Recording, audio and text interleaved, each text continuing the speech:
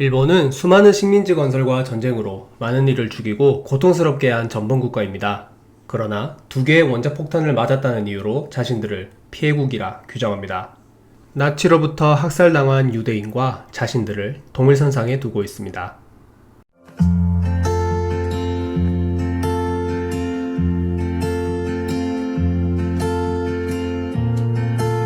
안녕하세요, 보미입니다. 오늘은 1945년 일본 항복 전후 과정을 정리해 보도록 하겠습니다.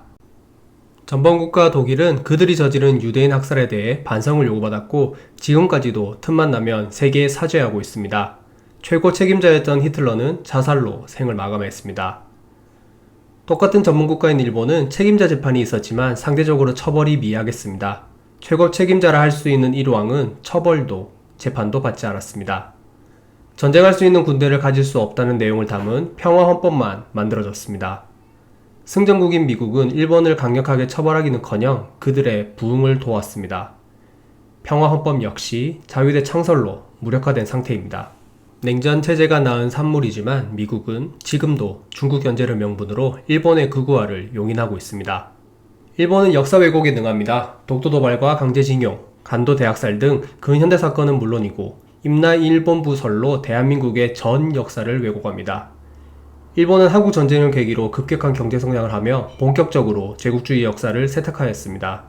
전범 국가에서 전쟁 피해 국가로 둔갑시킨 것입니다. 연합군 최고사령관인 저는 제가 대표하는 국가의 관례에 따라 항복 조항이 완전히 즉각적으로 충실하게 이행되도록 모든 조치를 취하면서 정의와 관용으로 책임을 수행해 나갈 것임을 확실히 밝혀둡니다. 1945년 9월 2일 오전 9시 5분 일본 정부를 대표한 시게미스 외무대신과 우메즈 요시지로 일본 육군 참모총장이 미국 미주리함에서 항복 문서에 서명했습니다. 한국은 8월 15일을 광복절로 기념하고 북한 역시 이날을 해방기념일로 기념하고 있습니다. 반면 미국은 9월 2일을, 러시아와 중국, 몽골은 9월 3일을 기념하고 있습니다. 일본 정부가 포츠남 선언을 수락한다고 미국과 영국에 답한 날은 8월 14일, 일본 정부가 6해군에 전쟁을 중지하라고 정전 명령을 내린 날이 8월 16일, 일본 정부가 항복 문서에 조인한 날이 9월 2일입니다. 이 차이로 인해서 나라마다 기념일이 다릅니다. 그렇다면 왜 대한민국은 8월 15일을 광복절로 기념할까요?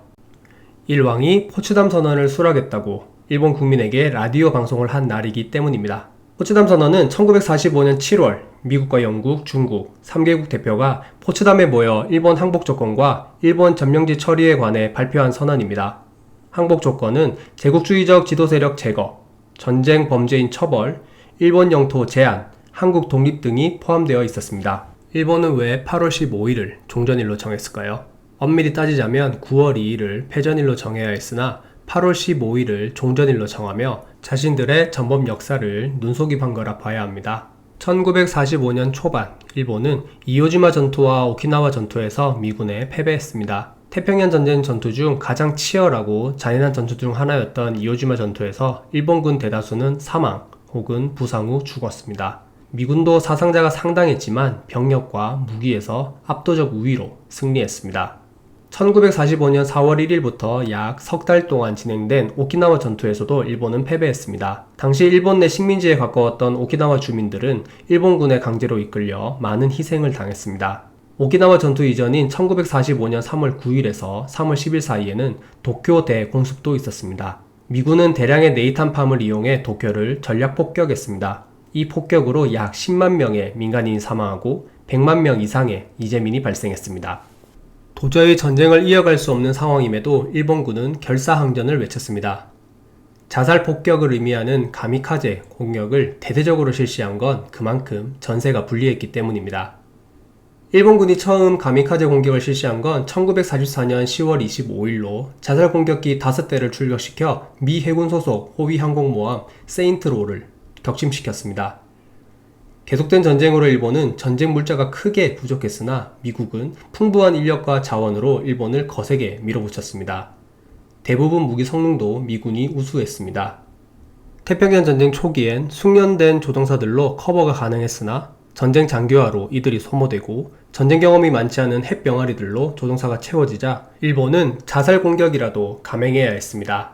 질에 겁을 먹고 돌아올 수 없도록 전투기의 연료를 절반만 채웠다거나 탈출하지 못하도록 조종석을 봉인했다거나 죽음에 대한 두려움을 술 기운과 약 기운으로 이겨내게 했다는 건 모두 사실이 아닙니다. 자살 공격을 해야 할 정도로 일본군이 크게 불리한 상황이었다는 것만 사실입니다. 일본군 대다수는 전장에서 포로로 남기보다 죽기를 각오하며 싸웠습니다. 예상보다 전투가 길어지고 사상자가 더 많이 생긴 이유입니다. 무조건 항복을 요구받은 포츠담 선언 이후에도 일본은 끝까지 결사항전을 외쳤습니다. 7,000대 이상의 전투기를 가미카제 특공대라 불리는 자폭작전으로 이른 일본이었지만 국민 1억 명 모두 미군 한 명이라도 죽이고 자결하라는 1억 총 옥세를 요구했습니다.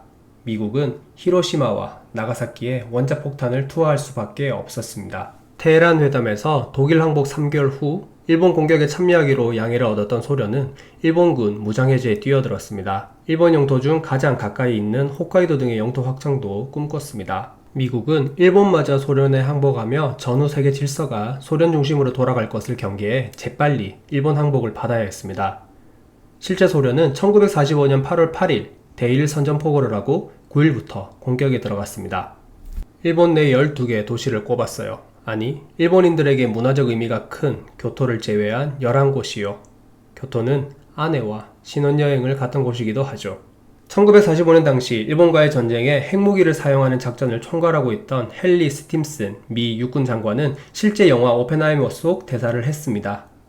많은 작전 참모는 일본의 정신적 지주 같은 교토를 초토화해야 일본이 곧바로 항복할 것이라 주장했지만 스팀슨 장관은 끝내 교토 승인을 거부했습니다.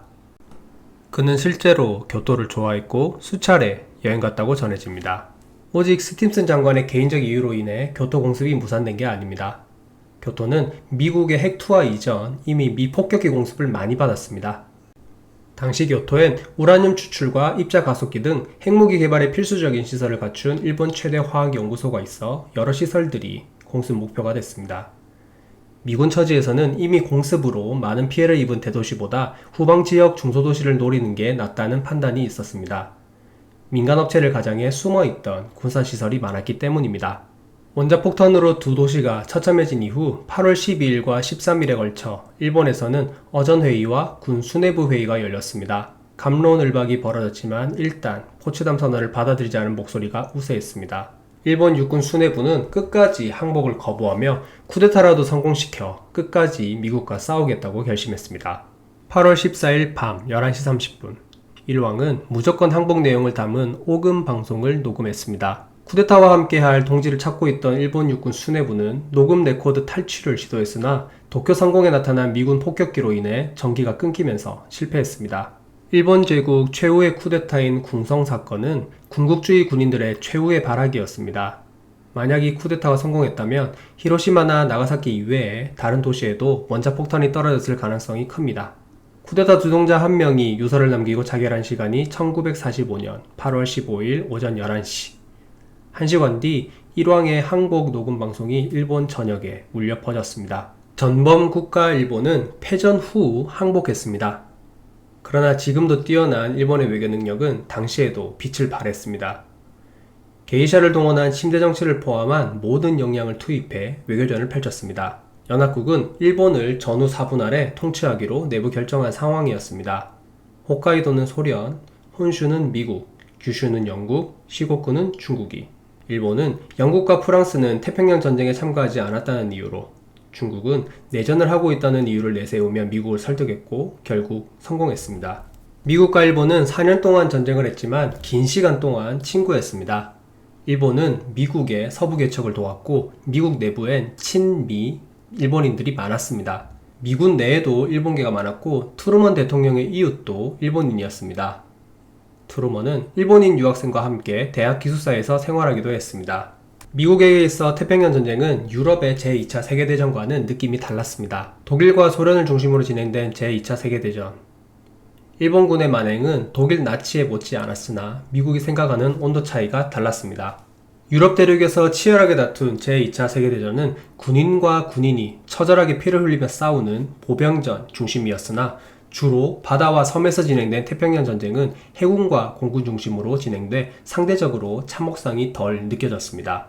항복 이전과 이후가 너무 다른 일본의 모습도 미군에게는 낯설었습니다. 원자폭탄 2발을 맞고도 죽을 때까지 싸우려던 모습은 온데간데 없고 제발 살려만 달라고 빌고 또 빌었기 때문입니다. 당시 시대 분위기와 미국 이익을 고려한 결정이지만 일본의 무조건 항복이 아닌 종전이 된 건 미국이 많은 아시아 국가에 남긴 역사적 과오라 할 수 있습니다. 영화 오펜하이머는 일본 국민이 불편해할 것이 아니라 반성의 자료로 활용해야 하는 작품입니다. 명백한 역사적 사실을 왜곡하고 왜곡할수록 진실은 더 드러나기 마련입니다. 긴 콘텐츠 시청해주셔서 감사합니다. 오늘도 시청에 감사드리며 늘 건강하시길 바랍니다. 고맙습니다.